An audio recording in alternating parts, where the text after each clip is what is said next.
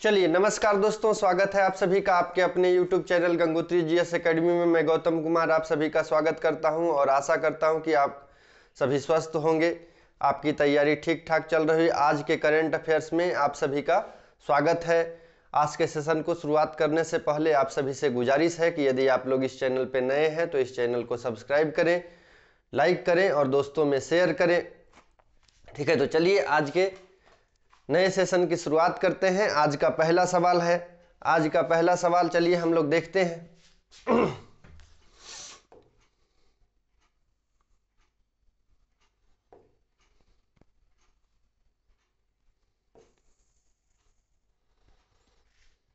आज का पहला सवाल, किस देश ने भारत को छोटे परमाणु ऊर्जा संयंत्रों के निर्माण में सहयोग की पेशकश की है? तो आज आप लोग को बताना है कि किस देश के द्वारा भारत को छोटे परमाणु ऊर्जा संयंत्र के निर्माण में सहयोग की पेशकश की है। ऑप्शन है आपके पास रूस, यूएसए, ऑप्शन है रूस, यूएसए, यूनाइटेड किंगडम और फ्रांस। तो आप लोग को बताना है कि किस देश ने भारत को छोटे परमाणु संयंत्र को विकसित करने में या के निर्माण में सहयोग की पेशकश की है। ऑप्शन है रूस, यूएसए, यूनाइटेड किंगडम और फ्रांस। तो इसका सही आंसर होगा दोस्तों रूस। ठीक है, रूस ने भारत को छोटे परमाणु संयंत्र के निर्माण में सहयोग की पेशकश की है। आप सभी जानते हैं कि भारत और रूस का जो संबंध है मैत्रीपूर्ण संबंध रहा है और लंबे समय से भारत का सहयोग रूस करता रहा है। अभी या तो तेल गैस की निर्यात की आयात की बात करें या कोयले के निर्यात की बात करें, सभी में रूस जो है हमारी लगातार मदद कर रहा है। तो उसी कदम को और आगे बढ़ाते हुए परमाणु ऊर्जा संयंत्र के निर्माण में भारत के सहयोग की पेशकश की गई है रूस के द्वारा। आइए इसको थोड़ा सा डिटेल में हम लोग देख लेते हैं कि क्या बातें की गई है इसके अंतर्गत।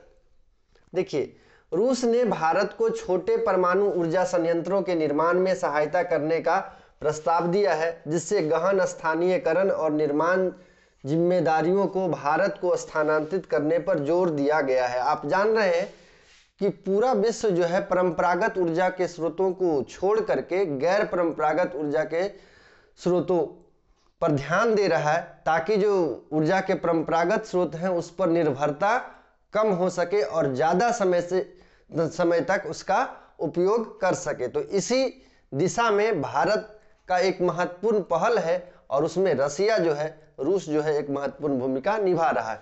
यह सहयोग परमाणु ऊर्जा प्रौद्योगिकी में उनकी मौजूदा साझेदारी का विस्तार करता है, जिसमें कुडनकुलम परमाणु ऊर्जा संयंत्र में संयुक्त प्रयास है।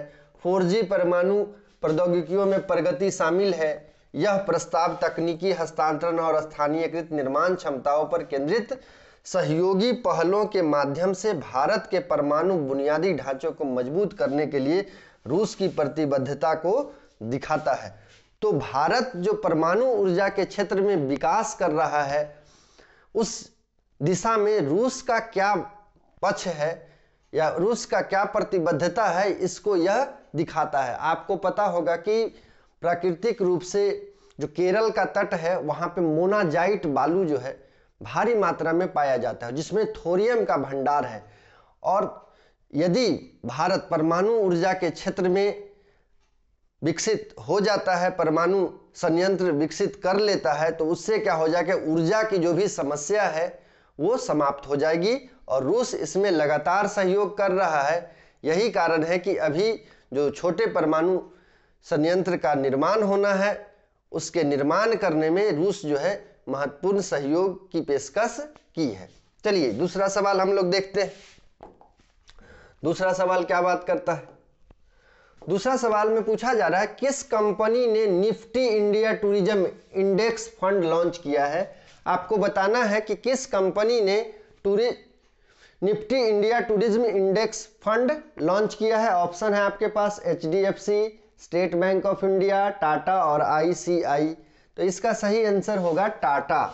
टाटा ने Nifty India tourism fund launch किया है। ठीक है, टाटा के द्वारा जो है Nifty India tourism index fund launch किया गया है। चलिए आगे इसको हम लोग डिटेल में देखते हैं। टाटा एसेट मैनेजमेंट ने, क्या नाम है, टाटा एसेट मैनेजमेंट ने भारत का पहला पर्यटन सूचकांक फंड पेश किया है। तो याद रखिएगा, ये भी सवाल पूछा जा सकता है कि भारत का पहला पर्यटन सूचकांक फंड किसके द्वारा पेश किया गया। तो टाटा एसेट मैनेजमेंट के द्वारा पेश किया गया है। ठीक है, निफ्टी 500 की प्रमुख कंपनियों को शामिल करते हुए निफ्टी टूरिज्म इंडेक्स को ट्रैक करता है। ठीक है, इसमें जो है निफ्टी 500 की प्रमुख कंपनियों को इसमें शामिल किया गया है। इस फंड का लक्ष्य, यहाँ पे ध्यान दीजिएगा, लक्ष्य क्या है, भारत के उभरते पर्यटन क्षेत्र की विकास क्षमता को बढ़ाना तथा 2030 से 30 तक 406 बिलियन डॉलर तक पहुंचने की उम्मीद है। तो इसका लक्ष्य क्या है दोस्तों, तो इसका लक्ष्य है कि भारत की जो पर्यटन क्षमता है उसको बढ़ाना है और इसका जो लक्ष्य है 2030 तक 406 बिलियन करने की, उसको पूरा करना है। ठीक है, उस लक्ष्य को पूरा करना है। तो याद रखिएगा, आपसे यह भी सवाल पूछा जा सकता है कि पर्यटन सूचकांक फंड का लक्ष्य कब तक हासिल करने का बात किया जा रहा है, या 406 बिलियन कब तक हासिल किया जाएगा। तो याद रखिएगा, पर्यटन सूचकांक फंड का जो लक्ष्य है 2030 तक 406 बिलियन तक पहुंचने की उम्मीद है। इसके अलावा यहाँ पे देखिए, यात्रा, पर्यटन और आतिथ्य में उच्च विकास वाली फर्मों को लक्षित करते हुए टाटा की पहल निवेशकों को पर्यटन उद्योग में विस्तारित बुनियादी ढांचों और तकनीकी प्रगति के साथ जुड़े अवसर प्रदान करना है। तो इसका जो उद्देश्य है ये क्या है कि पर्यटन से संबंधित जो भी बुनियादी ढांचा है, ठीक है, कि कोई आ रहे हैं पर्यटन के लिए किसी दूसरे क्षेत्र से भारत आ रहे हैं तो उनको कोई भी दिक्कत ना हो, तो पर्यटन से संबंधित जो भी बुनियादी ढांचा है उस पर कार्य करना है, उसको विकसित करना है, ताकि भारत में पर्यटन उद्योग एक बृहद स्तर पर बृहद उद्योग के रूप में उभरे, जिससे ज़्यादा से ज़्यादा यहाँ पर जो है विदेशी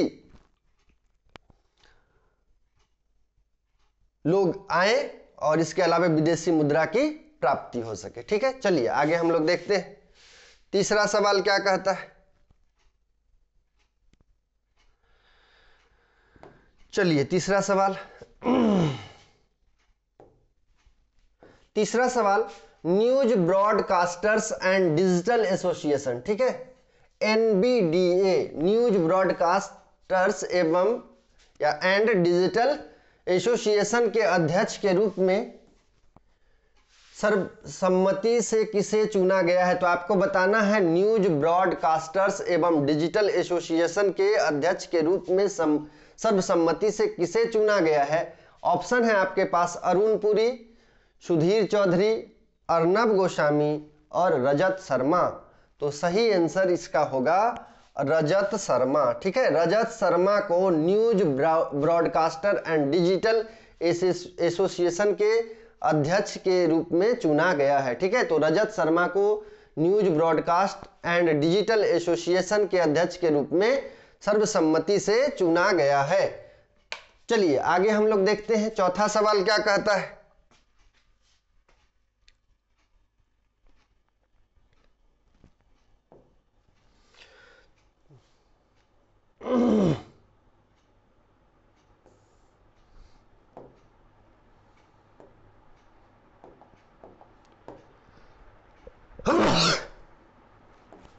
इंडिया टीवी के चेयरमैन और editor in chief Rajat Sharma को सर्वसम्मति से news broadcaster and digital association का अध्यक्ष चुना गया है। यह निर्णय 9 जुलाई 2024 को NDBA की बोर्ड मीटिंग के दौरान लिया गया है। NBDA भारत में समाचार प्रसारकों की एक विस्तृत श्रृंखला का प्रतिनिधित्व करने वाला एक प्रमुख संगठन है। शर्मा का चुनाव पत्रकारिता के क्षेत्र में उनके प्रतिष्ठित पद और अनुभव को उजागर करता है, जो भारत के प्रमुख मीडिया घरानों के बीच उनके नेतृत्व में सामूहिक विश्वास को दर्शाता है। तो याद रखिएगा, इंडिया टीम के जो चेयरमैन है या editor in chief Rajat Sharma को सर्वसम्मति से न्यूज ब्रॉडकास्टर एवं डिजिटल एसोसिएशन NBDA का अध्यक्ष चुना गया है। यह जो उनको सम्मान दिया गया है या अध्यक्ष के रूप में इनको चुना गया है, ये इनकी मीडिया के क्षेत्रों में जो विशेष भागीदारी है, उनकी जो विशेष रणनीति है, उनकी जो नेतृत्व क्षमता है इसके आधार पर उनको यह सम्मान मिला है, यह पद उनको मिला है। चलिए आगे हम लोग देखते हैं नेक्स्ट सवाल। अगला सवाल, हाल ही में यूनेस्को द्वारा कितने नए बायोस्फीयर रिजर्व नामित किए गए हैं? आपको बताना है कि हालिया समय में यूनेस्को के द्वारा कुछ बायोस्फीयर रिजर्व नामित किया गया है, ठीक है, तो वो उनकी संख्या कितनी है? तो आपको बताना है कि हाल ही में यूनेस्को द्वारा कितने नए बायोस्फीयर रिजर्व नामित किए गए हैं। ऑप्शन है आपके पास 9, 10, 11, 12। तो कितने नए बायोस्फीयर रिजर्व जो है यूनेस्को के द्वारा नामित किया गया है? इसका सही आंसर है 11, ठीक है। यूनेस्को के द्वारा वर्तमान समय में, ठीक है, हालिया समय में 11 नए बायोस्फीयर रिजर्व नामित किया गया है। चलिए आगे इसको हम लोग डिटेल में देखते हैं। यूनेस्को ने हाल ही में 11 देशों में 11 नए बायोस्फीयर रिजर्व के नामकरण को मंजूरी दी है, ठीक है। यूनेस्को के द्वारा 11 देशों में, हालिया समय में 11 देशों में 11 नए बायोस्फीयर रिजर्व के नामकरण को मंजूरी दी है। इससे बायोस्फीयर रिजर्व के विश्व नेटवर्क में कुल 136 देशों में साइटों की संख्या 759 हो गई। तो याद रखिएगा, ये भी सवाल पूछा जा सकता है, वर्तमान में कुल बायोस्फीयरों की संख्या कितनी है? तो याद रखिएगा, वर्तमान में 136 देशों में कुल बायोस्फीयर रिजर्व की संख्या 759 हो गई है। इन रिजर्वों का नामकरण जैव विविधता की रक्षा और सतत विकास को बढ़ावा देने के वैश्विक प्रयास में एक महत्वपूर्ण कदम है, ठीक है।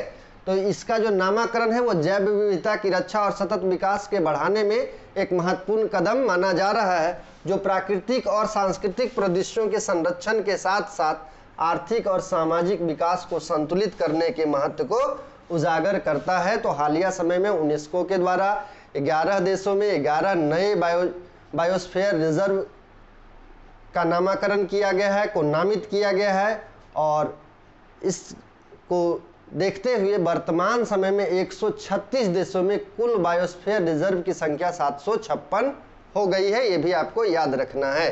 चलिए आगे हम लोग देखते हैं नेक्स्ट सवाल क्या कहता है। नेक्स्ट सवाल 5 नंबर क्वेश्चन 5 नंबर क्वेश्चन में पूछा जा रहा है कि भारत ने 2024 में जैविक उत्पादों के लिए किस देश के साथ पारस्परिक मान्यता समझौता लागू किया है? तो आपको बताना है भारत ने 2024 में जैविक उत्पादों के लिए किस देश के साथ पारस्परिक मान्यता समझौता लागू किया है। ऑप्शन है आपके पास जापान, ताइवान, दक्षिण कोरिया और ऑस्ट्रेलिया। तो इसका सही आंसर होगा, इसका सही आंसर है ताइवान, ठीक है। इसका सही आंसर है ताइवान, याद रखिएगा। भारत ने 2024 में जैविक उत्पादों के लिए ताइवान के साथ पारस्परिक मान्यता समझौता लागू किया है। चलिए आगे हम लोग देख लेते हैं इसमें क्या बातें की गई है। देखिए, भारत और ताइवान ने 8 जुलाई 2024 को कब किया गया है? तो याद रखिएगा 8 जुलाई 2024 को जैविक उत्पादों के लिए एक पारस्परिक मान्यता समझौते म्यूचुअल रिकॉग्निशन एग्रीमेंट को लागू किया है। यह समझौता दोनों देशों के प्रामाणिक जैविक उत्पादों को एक दूसरे के बाजारों में प्रवेश करने की अनुमति देता है, जिससे व्यापार में सुविधा होती है। इस समझौते की देखरेख भारत के कृषि और प्रसंस्करण खाद्य उत्पाद निर्यात विकास प्राधिकरण APEDA agriculture and processed food products export development authority और ताइवान की कृषि और खाद्य एजेंसी द्वारा की जाती है। यह MRA ताइवान को सुगंधित और औषधीय पौधों, चावल और हर्बल चाय जैसे भारतीय जैविक उत्पादों के निर्यात को बढ़ाता है और ताइवान के प्रामाणिक जैविक उत्पादों को भारत में आयात करने की अनुमति देता है, जिससे जैविक वस्तुओं में द्विपक्षीय व्यापार को बढ़ावा मिलता है। तो याद रखिएगा, भारत और ताइवान जो है अपने जैविक उत्पादों के लिए एक पारस्परिक मान्यता समझौता किया है, जिसके कारण जो है भारत और ताइवान के बीच आयात और निर्यात को एक मजबूत दिशा प्रदान की जाएगी, ठीक है। भारत कुछ जैविक उत्पादों को, ठीक है, ताइवान से खरीदेगा। इसके अलावा ताइवान जो है भारत से कुछ चीज़ों को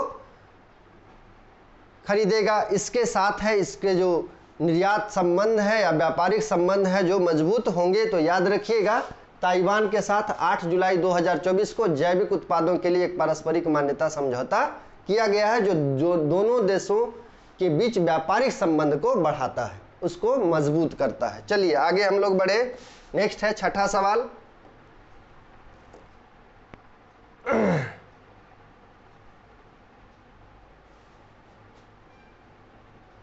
छठा सवाल, यूरोप के एरियन 6 रॉकेट के सफल प्रक्षेपण के लिए कौन सा संगठन जिम्मेदार था? आपको बताना है कि यूरोप के द्वारा एरियन 6 रॉकेट के सफल प्रक्षेपण के लिए कौन सा संगठन जिम्मेदार था? ऑप्शन है आपके पास नासा, ESA, CNES और स्पेस एक्स। तो इसका सही आंसर होगा ESA। ठीक है, सही आंसर है ESA। यूरोप के एरियन 6 रॉकेट के सफल प्रक्षेपण के लिए ESA नामक संस्था जो है, ESA नामक संगठन जिम्मेदार है। आगे इसको हम लोग डिटेल में देख लेते हैं। देखिए, यूरोपियन स्पेस एजेंसी यूरोप के एरियन 6 रॉकेट के सफल प्रक्षेपण के लिए जिम्मेदार थी। यह प्रक्षेपण यूरोपीय अंतरिक्ष प्रयासों के लिए एक महत्वपूर्ण उपलब्धि थी, जिसने 4 साल की देरी के बाद अंतरिक्ष तक स्वतंत्र पहुंच बहाल की। प्रक्षेपण प्रक्रिया के दौरान मामूली असफलताओं के बावजूद रॉकेट ने उपग्रहों को सफलतापूर्वक कक्षा में स्थापित किया। इस घटना को यूरोप के लिए एक ऐतिहासिक मील के पत्थर के रूप में मनाया गया, जिसमें ESA और फ्रांस के CNES के प्रमुख लोगों ने महाद्वीप की अंतरिक्ष क्षमताओं के लिए इस उपलब्धि के महत्व पर जोर दिया है। तो याद रखिएगा, वर्तमान समय में अलग अलग देश की जो अंतरिक्ष एजेंसियां हैं वो अपने स्तर पे नए नए इतिहास को रच रही है, जिसमें भारत का जो इसरो है वो बेहतरीन प्रयास कर रहा है, लगातार नए नए उपग्रहों का प्रक्षेपण कर रहा है। तो यहाँ पे याद रखिएगा, यूरोपियन स्पेस एजेंसी ESA ने यूरोप के एरियन 6 रॉकेट के सफल पर्यवेक्षण के लिए जिम्मेदारी ली थी और इसके द्वारा सफल प्रक्षेपण किया गया है। चलिए आगे हम लोग देखते हैं। यहाँ से ये भी याद रखिएगा कि फ्रांस का कौन सा है, सीनेस जो है वो फ्रांस की एजेंसी है और ESA जो है यूरोपियन एजेंसी है। ठीक है, तो ये दोनों जो मिल करके यहाँ पे जो है लगातार नए नए रॉकेट का प्रक्षेपण कर रहा है। चलिए आगे हम लोग देखते हैं 7वां नंबर क्वेश्चन।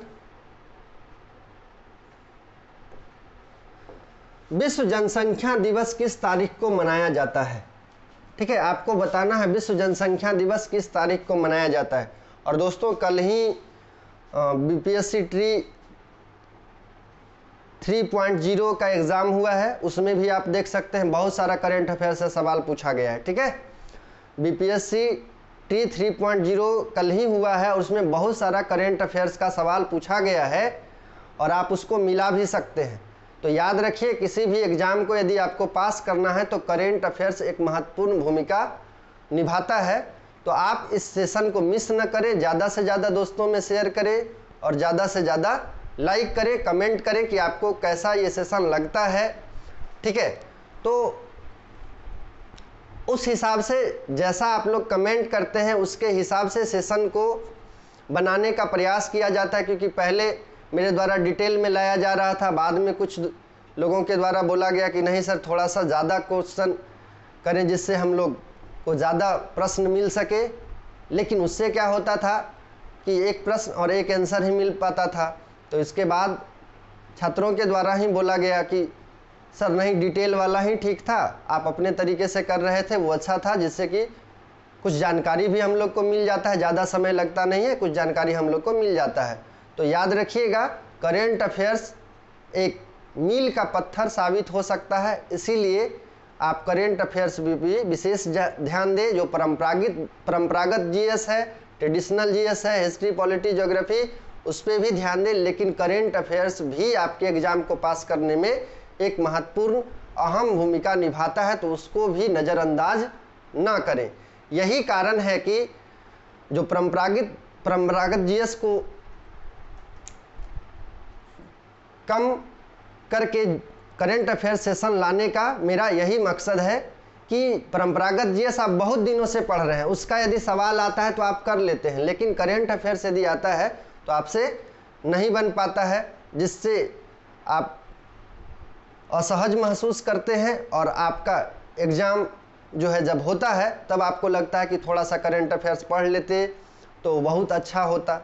तो जब समय बीत जाता है उसके बाद हम लोग को ज्ञान आता है। ठीक है, याद रखिएगा, समय रहते यदि समझ विकसित हो जाए तो बहुत बेहतर होगा, लेकिन अक्सर आमूमन ऐसा देखा नहीं जाता है कि जब समय ख़त्म होता है तब हम लोगों की समझ विकसित होती है। तो आप लोगों से गुजारिश होगा कि ध्यान दीजिएगा, करंट अफेयर्स को लगातार पढ़ते रहिएगा किसी भी माध्यम से। ठीक है, या तो आप किसी यूट्यूब चैनल से देख लें या पत्रिका के माध्यम से, न्यूज़पेपर के माध्यम से, करंट अफेयर्स पे एक विशेष पकड़ आप बनाए रखें। चलिए, तो आपसे पूछा जा रहा है कि विश्व जनसंख्या दिवस किस तारीख को मनाया जाता है? 11 जुलाई, 12 जुलाई, 11 जून, 12 जून। तो याद रखिएगा कि विश्व जनसंख्या दिवस 11 जुलाई को मनाया जाता है। विश्व जनसंख्या दिवस 11 जुलाई को मनाया जाता है और बीपीएससी ट्री 3.0 जो हुआ है उसमें दिवस से भी सवाल पूछा गया है। ठीक है, दिवस से भी सवाल पूछा गया है, तो दिवस भी आपके लिए महत्वपूर्ण हो जाता है। विभिन्न दिवस को भी आपको ध्यान में रखना है और वो रिसेंट वाला दिवस ज़्यादा महत्वपूर्ण रहता है। ठीक है, ऐसे तो बहुत सारा दिवस है, लेकिन जो रिसेंट में गुजर रहा है वो वाला दिवस ज़्यादा महत्वपूर्ण रखता है। तो याद रखिएगा, विश्व जनसंख्या दिवस 11 जुलाई को मनाया जाता है। चलिए आगे हम लोग देखें।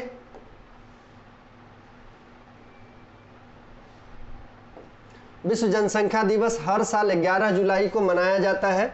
इसकी स्थापना 1989 में संयुक्त राष्ट्र द्वारा जनसंख्या संबंधी मुद्दों के बारे में जागरूकता बढ़ाने के लिए की गई है। याद रखिएगा, इसकी स्थापना कब की गई है या शुरुआत कब की गई है विश्व जनसंख्या दिवस का? तो इसकी स्थापना जो है 1989 में किसके द्वारा? संयुक्त राष्ट्र द्वारा। ठीक है, संयुक्त राष्ट्र के द्वारा किया गया है।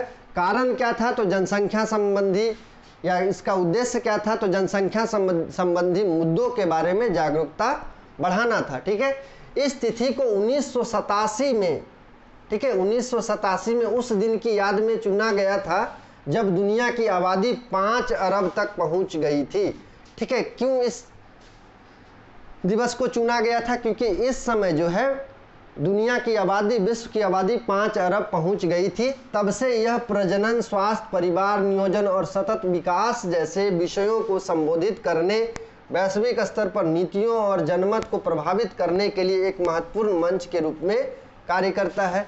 और 11 जो जुलाई है वो जनसंख्या दिवस के रूप में, अंतर्राष्ट्रीय जनसंख्या दिवस के रूप में मनाया जाता है और इसके अंतर्गत जो है परिवार नियोजन, सतत विकास इत्यादि मुद्दों को ध्यान में रखा जाता है और विश्व की जो बढ़ती जनसंख्या है उसको कैसे कम किया जाए और जो भी संसाधन मौजूद है उसका किस प्रकार से संतुलित उपयोग हो, उपभोग हो, इन सभी मुद्दों को ध्यान में रखा जाता है। यानी याद रखिएगा, सब कुछ मिला करके इसके अंतर्गत भी मानवीय कल्याण की बात की जाती है। ठीक है, इसके अंतर्गत भी मानवीय कल्याण की बात की जाती है। वैश्विक स्तर पे किस प्रकार से विकास को बढ़ावा मिले, ये इसका मुख्य उद्देश्य है। ठीक है, चलिए आगे हम लोग देखते हैं।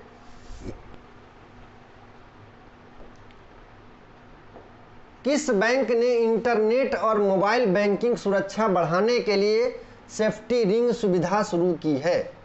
तो आपको बताना है कि किस बैंक ने इंटरनेट और मोबाइल बैंकिंग सुरक्षा बढ़ाने के लिए सेफ्टी रिंग सुविधा शुरू की है।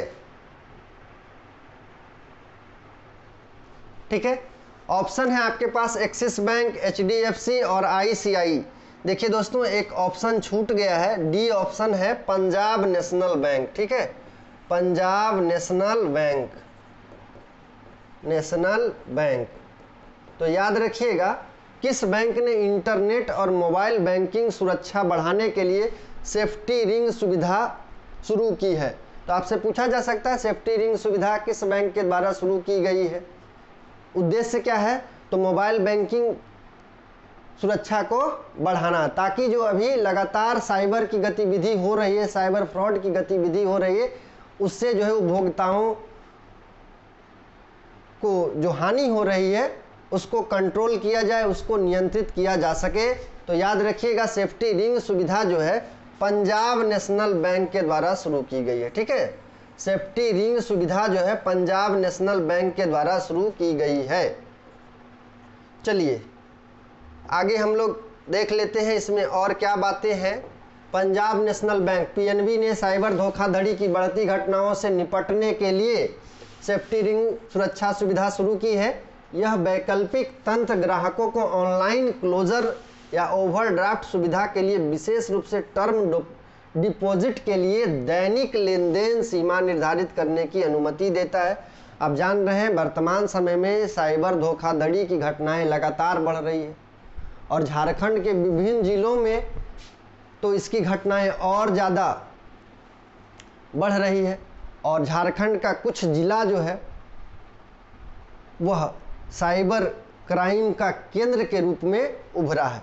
आप न्यूज़पेपर देखिए, लगातार इन सारी घटनाओं को आपको देखने को मिलेगा। तो उसी को ध्यान में रखते हुए उपभोक्ताओं को हानि न हो, यूजर्स को हानि न हो, इसलिए पंजाब नेशनल बैंक के द्वारा सेफ्टी रिंग योजना शुरू की गई है। ग्राहकों को इन सीमाओं को परिभाषित करने में सक्षम बनाकर पीएनबी का लक्ष्य और अनधिकृत पहुंच और संभावित वित्तीय नुकसान के खिलाफ सुरक्षा प्रदान करना है। जो भी साइबर फ्रॉड के कारण जो उपभोक्ताओं को, लोगों को जो वित्तीय नुकसान हो रहा है उसको क्या करना है, सुरक्षा प्रदान करना है। और यह पहल अपने इंटरनेट और मोबाइल बैंकिंग उपयोगकर्ताओं के लिए सुरक्षा उपायों को बढ़ाने के लिए पीएनबी की प्रतिबद्धता को रेखांकित करती है। तो किस प्रकार से पीएनबी जो है अपने उपभोक्ताओं के प्रति साइबर क्राइम को लेकर के प्रतिबद्ध है, ये योजना जो है उसी को प्रदर्शित करती है, उसी को रेखांकित करती है। तो याद रखिएगा पंजाब नेशनल बैंक ने साइबर धोखाधड़ी की बढ़ती घटनाओं से निजात पाने के लिए सेफ्टी रिंग योजना की शुरुआत की है। चलिए अगला सवाल हम लोग देखते हैं। 10 नंबर क्वेश्चन क्या कहता है, 9 नंबर क्वेश्चन क्या कहता है, आइए।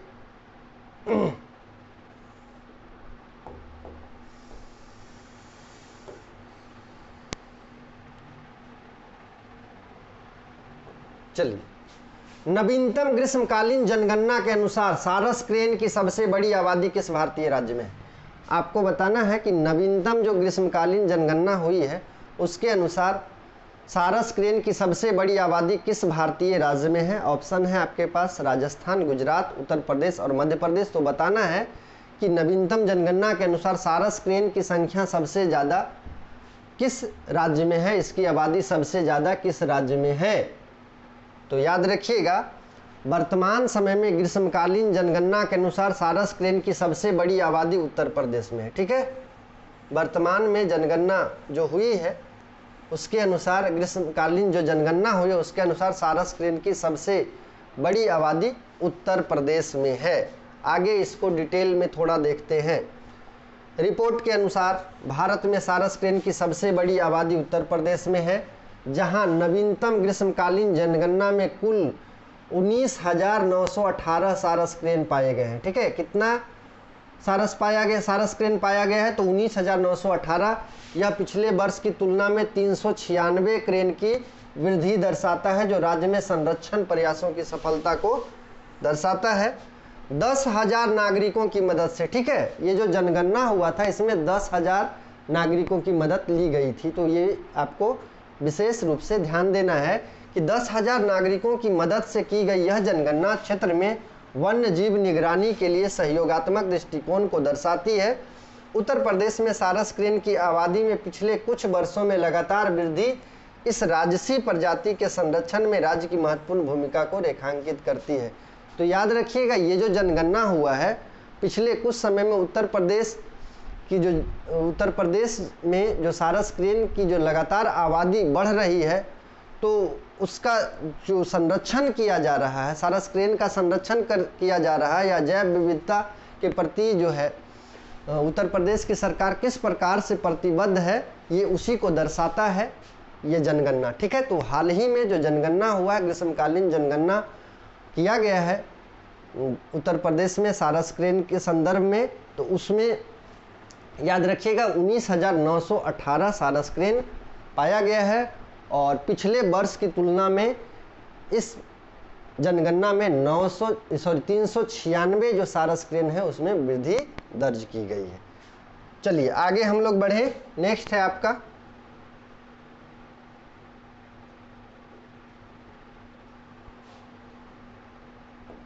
विश्व स्वास्थ्य संगठन के नए लॉन्च किए गए मेडिविस प्लेटफॉर्म का प्राथमिक उद्देश्य क्या है। चलिए तो आपको बताना है विश्व स्वास्थ्य संगठन के द्वारा जो नया लॉन्च किया गया है मेडिविस प्लेटफॉर्म, उसका उद्देश्य क्या है। मेडिविस प्लेटफॉर्म जो है विश्व स्वास्थ्य संगठन के द्वारा लागू किया गया है, ठीक है, उसको लॉन्च किया गया है, तो उसका उद्देश्य क्या है। ऑप्शन है चिकित्सा उपकरण जानकारी, रोग ट्रैकिंग, स्वास्थ्य बीमा प्रबंधन और चिकित्सा प्रशिक्षण कार्यक्रम। तो आपको बताना है कि इसका मुख्य उद्देश्य क्या है।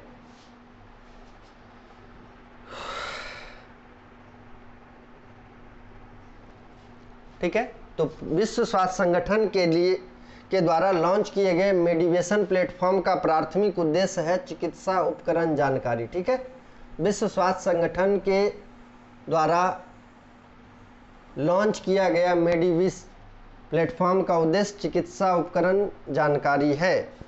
आगे हम लोग बढ़े। विश्व स्वास्थ्य संगठन वर्ल्ड हेल्थ ऑर्गेनाइजेशन ने मेडिविस डिवाइसेस इंफॉर्मेशन सिस्टम की शुरुआत की है जो 2301 मेडिकल डिवाइसेस पर व्यापक मानवीकृत जानकारी प्रदान करने के उद्देश्य से एक ऑनलाइन प्लेटफॉर्म है। यह प्लेटफॉर्म सरकारों, विनियामकों और उपभोक्ताओं को चिकित्सा उपकरणों के चयन, खरीद और उपयोग के बारे में उचित निर्णय लेने में सहायता करने के लिए डिजाइन किया गया है। तो विश्व स्वास्थ्य संगठन के लिए मेडिविस इंफॉर्मेशन सिस्टम जो शुरू किया गया है उसका उद्देश्य क्या है, तो लोगों को चिकित्सा के संदर्भ में जानकारी देना और इसमें जो चिकित्सा से संबंधित जो भी उपकरण है उसका चयन किस प्रकार से किया जाए, उसका खोज जो खरीद है उसका मूल्य क्या होगा, कितना है, जिससे कि आप धोखाधड़ी का शिकार ना हो सके। इसके अलावा उपयोग के बारे में किस प्रकार से उसका उपयोग करना है, इन तमाम चीज़ों को लोगों को बताना, जागरूक करना, यही इसका उद्देश्य है। तो आपसे पूछा जा सकता है कि मेडिविस डिवाइसेस इंफॉर्मेशन सिस्टम, ठीक है, मेडिकल डिवाइसेस इंफॉर्मेशन सिस्टम किस संस्था के द्वारा लॉन्च किया गया है। तो विश्व स्वास्थ्य संगठन के द्वारा लॉन्च किया गया है। इसका उद्देश्य क्या है, तो याद रखिएगा चिकित्सा के बारे में जानकारी उपलब्ध कराना। ठीक है, आगे बढ़े हम लोग। और ये ऑनलाइन प्लेटफॉर्म है। 11 नंबर क्वेश्चन में पूछा जा रहा है कि कृषि नेतृत्व पुरस्कार 2024 में किस राज्य को बागवानी में सर्वश्रेष्ठ राज्य का खिताब दिया गया। तो आपको बताना है कृषि नेतृत्व पुरस्कार 2024 में किस राज्य को बागवानी सर्वश्रेष्ठ राज्य का खिताब दिया गया। ऑप्शन है केरल, पंजाब, हरियाणा, नागालैंड। केरल, पंजाब, हरियाणा और नागालैंड। तो चलिए बताइए इसका सही आंसर क्या होगा। इसका सही आंसर क्या होगा, तो इसका सही आंसर नागालैंड है। नागालैंड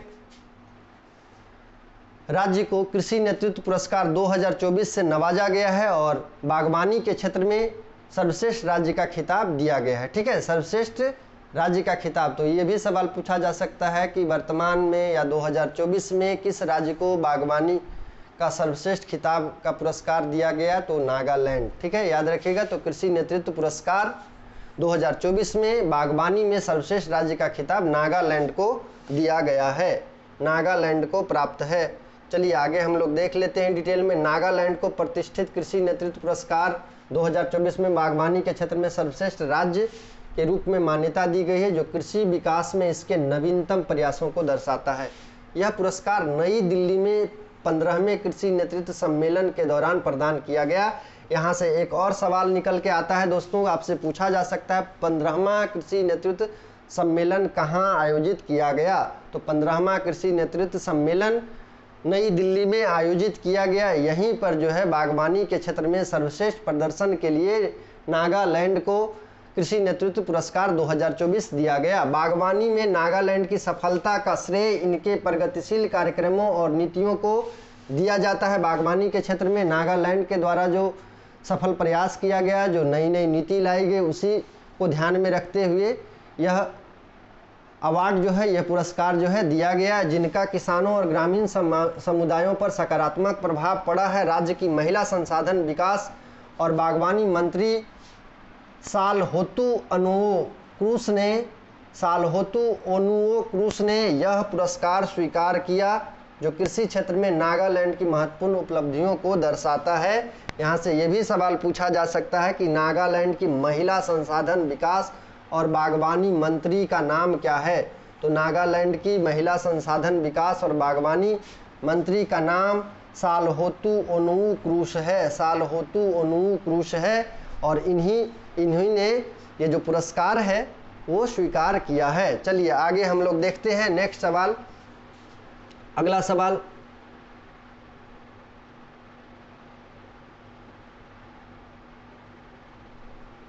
बारह नंबर क्वेश्चन क्या कहता है? फोटोग्राफिक प्रदर्शनी थाईलैंड भारत अंतर संबंध विरासत बौद्ध धर्म में आस्था की धारा का उद्घाटन कहाँ किया गया? तो आपको बताना है फोटोग्राफिक प्रदर्शनी थाईलैंड भारत अंतर संबंध विरासत बौद्ध धर्म में आस्था की धारा का उद्घाटन कहाँ किया गया? ऑप्शन है आपके पास बैंकॉक, नई दिल्ली, मुंबई, कोलकाता। तो याद रखिएगा इसका सही आंसर है नई दिल्ली।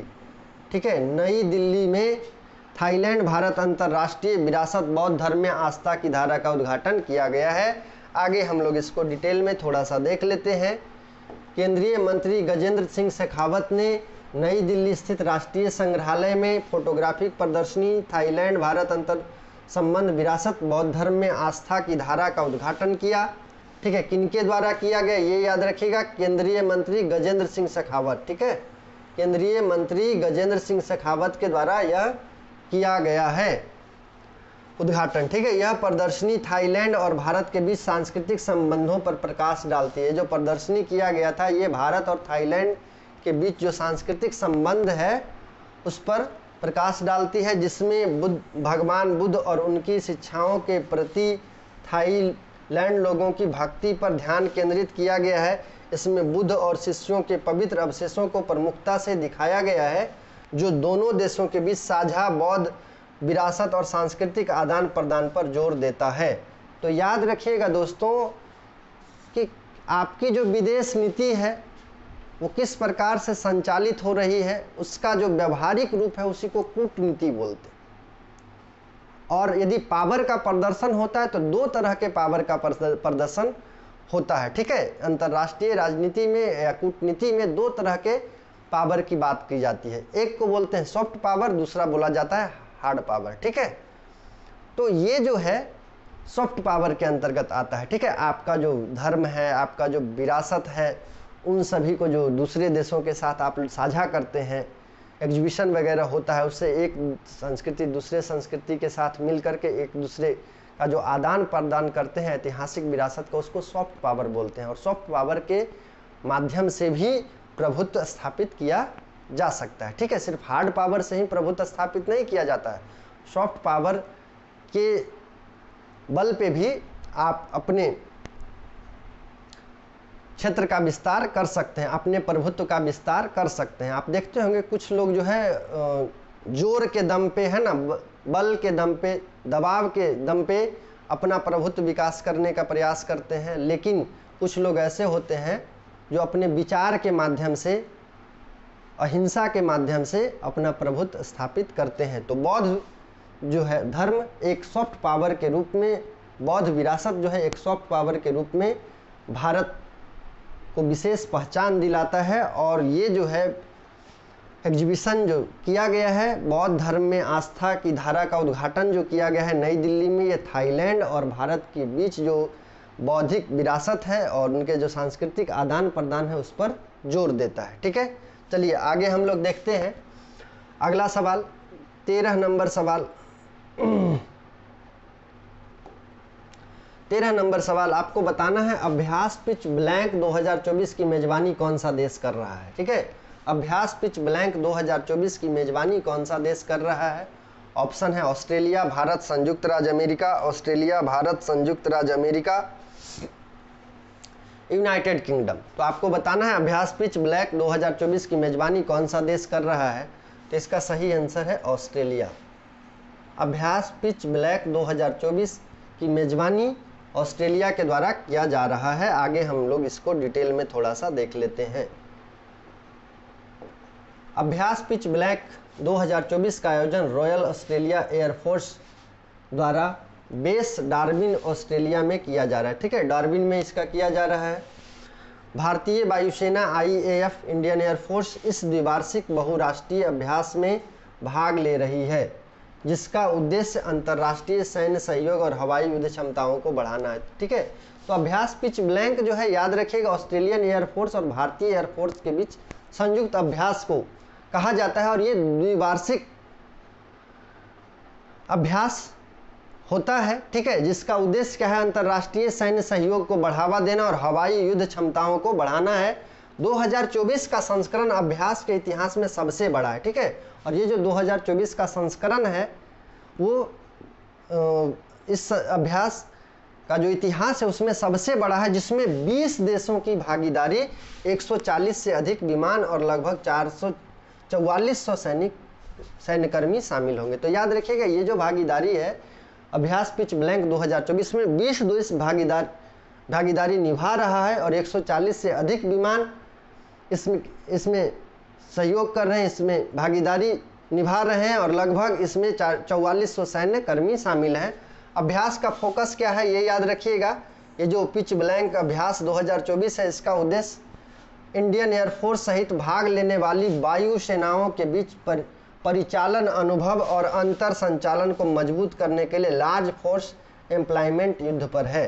ठीक है, तो याद रखिएगा ये सभी जो अभ्यास होते हैं इसका उद्देश्य क्या होता है कि आपस में जो भी युद्ध की रणनीति है उसको साझा करना है।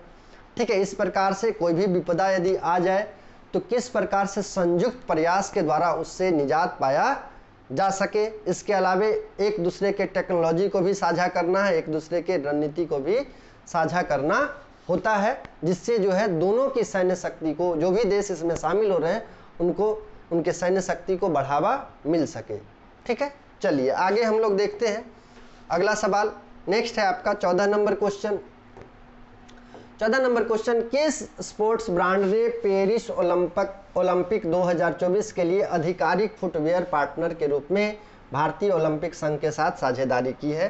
तो आपको बताना है किस स्पोर्ट्स ब्रांड ने पेरिस ओलंपिक 2024 के लिए आधिकारिक फुटवेयर पार्टनर के रूप में भारतीय ओलंपिक संघ के साथ साझेदारी की है।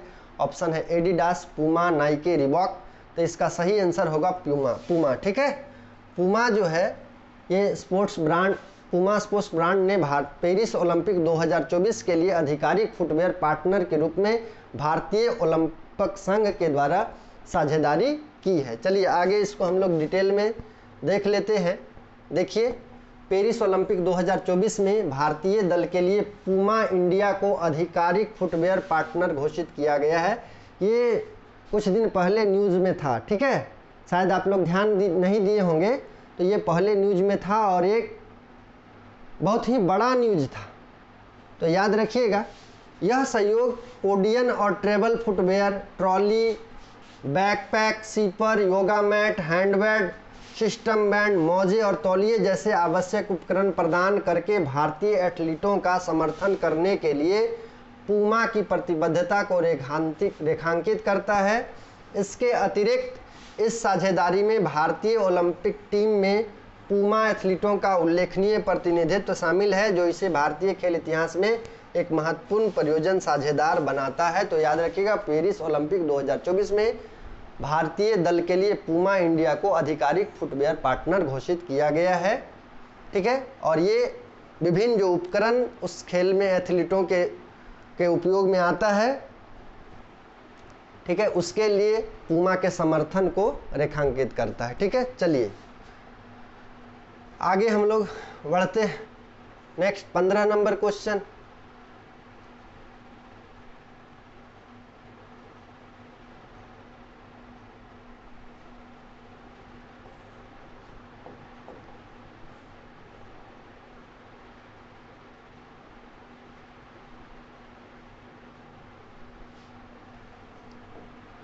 जुलाई 2024 में आईएमओ परिषद का सत्र कहाँ आयोजित हुआ जिसमें भारत ने महत्वपूर्ण भूमिका निभाई? आपको बताना है कि जुलाई 2024 में आईएमओ परिषद का सत्र कहाँ आयोजित किया गया या कहाँ आयोजित हुआ जिसमें भारत ने महत्वपूर्ण भूमिका निभाई? ऑप्शन है न्यूयॉर्क, लंदन, पेरिस, जिनेवा। तो इसका सही आंसर है लंदन। ठीक है, जुलाई 2024 में आईएमओ परिषद का जो सत्र है वो लंदन में आयोजित किया गया और इसमें भारत ने महत्वपूर्ण भूमिका निभाई है। आगे इसको हम लोग डिटेल में देखते हैं। अंतर्राष्ट्रीय समुद्री संगठन आईएमओ, ठीक है, इंटरनेशनल मेट्रोलॉजिकल ऑर्गेनाइजेशन आईएमओ परिषद का 132वां सत्र 8 जुलाई से 12 जुलाई 2024 तक लंदन में आयोजित किया गया। तो याद रखिएगा आईएमओ परिषद का जो 132वां सत्र है 8 जुलाई से 12 जुलाई तक लंदन में आयोजित किया गया। इस सत्र में भारत का प्रतिनिधित्व बंदरगाह, जहाज रानी और जल मार्ग मंत्रालय के सचिव श्री टीके रामचंद्रन ने किया। ठीक है, तो किनके द्वारा जो अंतर्राष्ट्रीय समुद्री संगठन परिषद का जो आयोजन हुआ है किनके द्वारा भारत का प्रतिनिधित्व किया गया? तो याद रखिएगा श्री टीके रामचंद्रन के द्वारा किया गया। भारतीय प्रतिनिधित्व मंडल ने नाविकों के कल्याण और समुद्री सुरक्षा पर जोर दिया और वैश्विक समुद्री नीतियों को आकार देने में भारत की पर्याप्त रुचि और सक्रिय भागीदारी को उजागर करते हुए SACE स्मार्ट का प्रस्ताव रखा है। तो अंतर्राष्ट्रीय समुद्री संगठन का जो बैठक है या 132वां सत्र है वो लंदन में आयोजित किया गया। कब आयोजित किया गया? 8 से 12 जुलाई। ठीक है, चलिए आगे हम लोग देखते हैं। नेक्स्ट सवाल है आपका,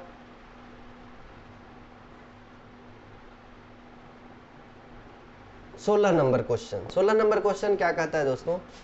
रेत और धूल के तूफानों से निपटने का अंतर्राष्ट्रीय दिवस कब मनाया जाता है? आपको बताना है रेत और धूल के तूफानों से निपटने का अंतर्राष्ट्रीय दिवस कब मनाया जाता है। ऑप्शन है 12 जुलाई, 25 जून, 19 जुलाई, 3 जुलाई। तो आपको बताना है कि रेत और धूल के तूफानों से निपटने का अंतर्राष्ट्रीय दिवस कब मनाया जाता है। 12 जुलाई, 25 जून, 19 जुलाई या 3 जून। तो इसका सही आंसर होगा 12 जुलाई। ठीक है, 12 जुलाई को रेत और धूल के तूफान से निपटने का अंतर्राष्ट्रीय दिवस मनाया जाता है। चलिए आगे इसको डिटेल में हम लोग देखते हैं। देखिए, संयुक्त राष्ट्र महासभा ने 12 जुलाई को रेत और धूल के तूफान से निपटने के अंतर्राष्ट्रीय दिवस के रूप में नामित किया है। यह दिन वैश्विक चिंता और रेत और धूल के तूफानों के हानिकारक प्रभावों के खिलाफ कार्रवाई की आवश्यकता को उजागर करता है, जो दुनिया के विभिन्न क्षेत्रों में पर्यावरण, स्वास्थ्य, कृषि और सामाजिक आर्थिक कल्याण को महत्वपूर्ण रूप से प्रभावित करता है। इस दिन की घोषणा इन तूफानों के कारणों और परिणामों को संबोधित करने और कम करने में अंतर्राष्ट्रीय सहयोग के महत्व को रेखांकित करती है। तो याद रखिएगा, संयुक्त राष्ट्र महासभा ने 12 जुलाई को रेत और धूल के तूफान से निपटने का अंतर्राष्ट्रीय दिवस के रूप में इसको नामित किया गया है। तो कहीं यदि आपसे सवाल पूछ दिया जाए कि अंतर्राष्ट्रीय रेत और धूल तूफानों का दिवस कब मनाया जाता है, तो ये 12 जुलाई हो जाएगा। चलिए अगला सवाल 17 नंबर क्वेश्चन हम लोग देखते हैं। 17 नंबर क्वेश्चन, कौन सी कंपनी ब्रिटेन के एलेसमेरे पोर्ट में स्टेनलो रिफाइनरी में यूरोप का पहला हाइड्रोजन तैयार संयुक्त ताप और विद्युत संयंत्र स्थापित कर रही है? तो आपको बताना है कंपनी का नाम कि कौन सी कंपनी ब्रिटेन के एलेसमेरे पोर्ट में स्टेनलो रिफाइनरी में यूरोप का पहला हाइड्रोजन तैयार संयुक्त ताप और विद्युत संयंत्र स्थापित कर रहे हैं। ऑप्शन है एसआर एनर्जी, बीपी, शंख और कुल। तो याद रखिएगा इसका सही आंसर होगा एसआर एनर्जी। एसआर एनर्जी के द्वारा ब्रिटेन के एलेसमेर पोर्ट में स्टेनली रिफाइनरी में, ठीक है, यूरोप का पहला हाइड्रोजन तैयार संयुक्त ताप और विद्युत संयंत्र स्थापित किया जा रहा है, ठीक है, या कर रही है एसआर एनर्जी के द्वारा। ठीक है, चलिए आगे हम लोग देख लेते हैं।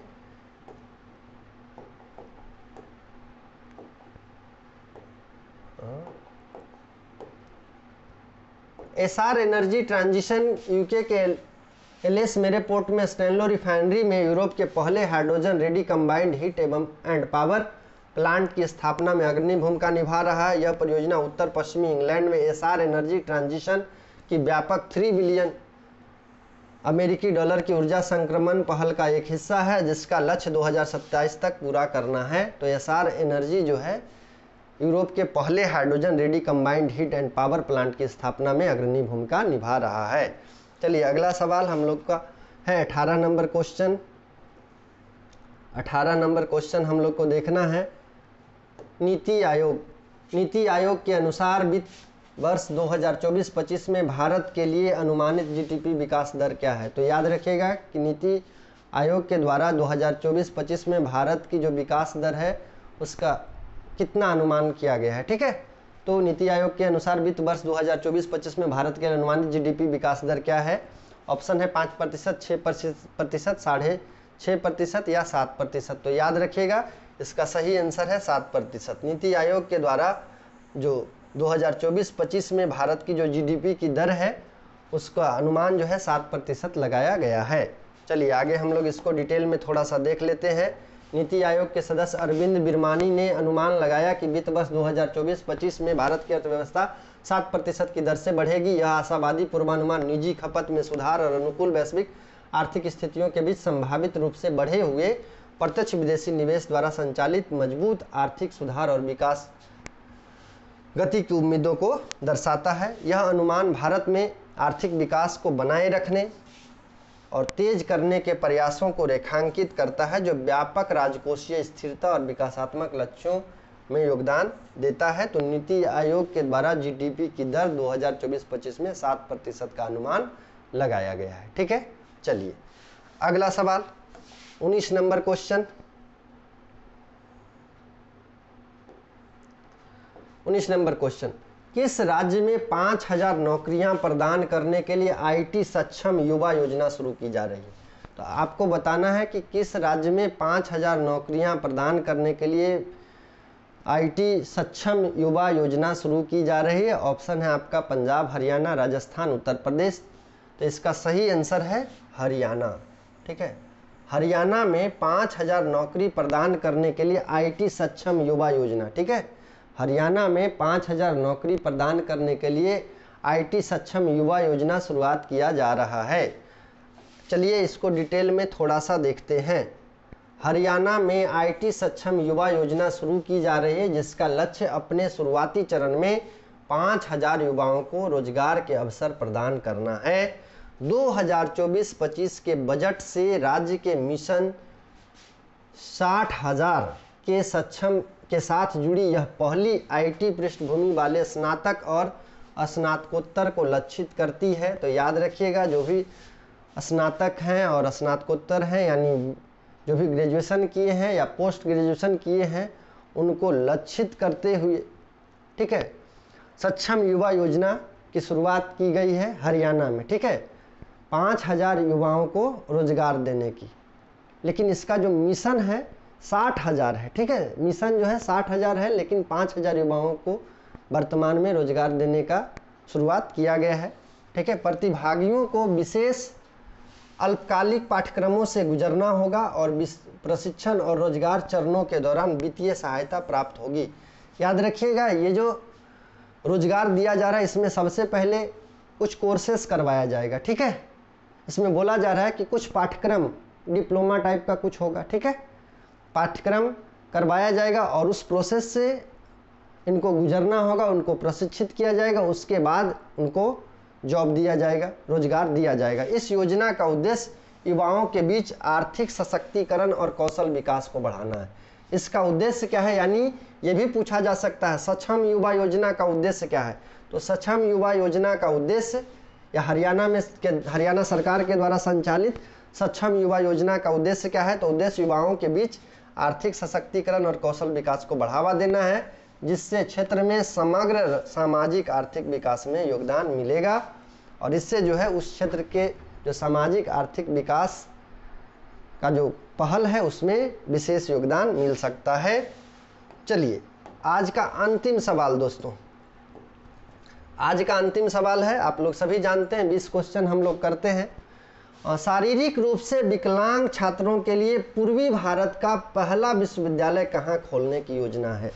तो आपको बताना है कि शारीरिक रूप से विकलांग या दिव्यांग छात्रों के लिए पूर्वी भारत का पहला विश्वविद्यालय कहाँ खोलने की योजना है। ठीक है, तो ये आप बोल सकते हैं कि सामान्य तौर पर, साधारण तौर पर कि दिव्यांगों के लिए, ठीक है, दिव्यांगों के लिए पूर्वी भारत का पहला विश्वविद्यालय कहाँ खोलने की योजना है। ऑप्शन है गुवाहाटी, शिलोंग, कोलकाता और रांची। तो इसका सही आंसर है रांची। याद रखिएगा, इसका सही आंसर है रांची।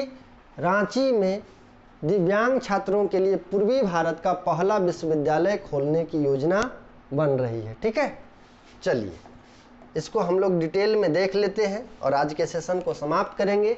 झारखंड सरकार शारीरिक रूप से विकलांग छात्रों के लिए रांची में पूर्वी भारत का पहला विश्वविद्यालय स्थापित करने की योजना बना रही है। इस पहल का उद्देश्य विशेष रूप से विकलांग छात्रों की शैक्षिक आवश्यकताओं को पूरा करना है। उनकी आवश्यकताओं के अनुरूप विशेष पाठ्यक्रम और शैक्षिक उपकरण प्रदान करना है। यह विश्वविद्यालय झारखंड में हाशिए पर पड़े समुदायों के लिए पहुंच और शैक्षिक अवसरों को बढ़ाने के लिए राज्य सरकार द्वारा किए जा रहे व्यापक प्रयास का हिस्सा है। तो याद रखिएगा कि दिव्यांग छात्रों के लिए पूर्वी भारत का पहला विश्वविद्यालय रांची में खोले जाने की योजना है। ठीक है, झारखंड सरकार के द्वारा विकलांग छात्रों के लिए रांची में पूर्वी भारत का पहला विश्वविद्यालय स्थापित करने की योजना बना रही है। तो ये आपके लिए इम्पोर्टेंट है, झारखंड से संबंधित ये करंट अफेयर्स था, इसको भी ध्यान रखिएगा। तो आज के सेशन को दोस्तों यही समाप्त करते हैं। आशा करते हैं कि आप इस सेशन से लाभान्वित होंगे और आपसे गुजारिश है कि आप इसको शेयर करें, लाइक करें, कमेंट करें, ठीक है, जिससे नया से नया सेशन आपको मिल सके। तो चलिए मिलते हैं अगले सेशन में नए प्रश्नों के साथ। धन्यवाद आप सभी को, जोहार सभी को।